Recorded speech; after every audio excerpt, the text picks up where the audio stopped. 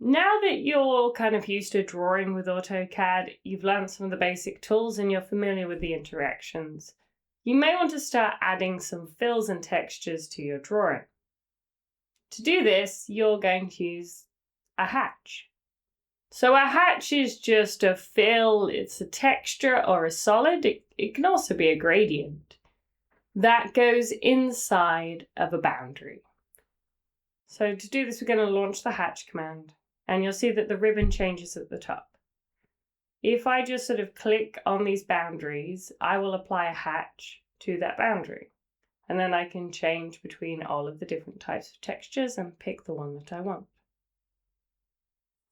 You'll see that there are a lot of predetermined textures available.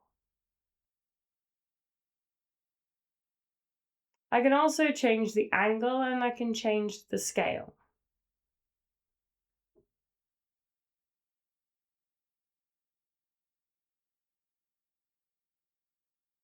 Now you'll probably hear about annotative scaling. For now, don't worry too much about that as a beginner. Just focus on regular scaling.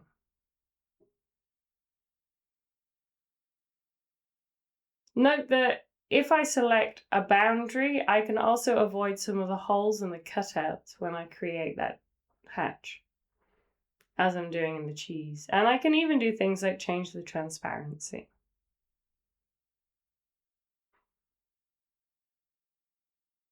I can also select like a boundary item, so that allows me to fill in this whole circle even though there are entities inside of it.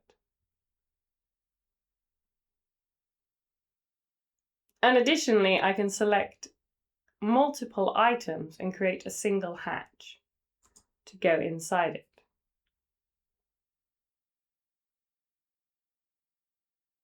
It is possible to create associative hatches, so when you change the geometry, the hatch also changes. However, this isn't always the most reliable, especially if you forgot to close the entities that are creating the hatch.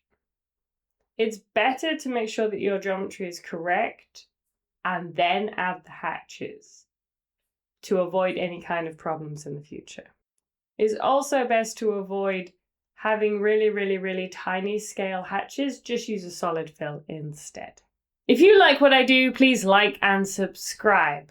Turn on the notifications, it really helps me out. It also lets you know when the next lessons are becoming available.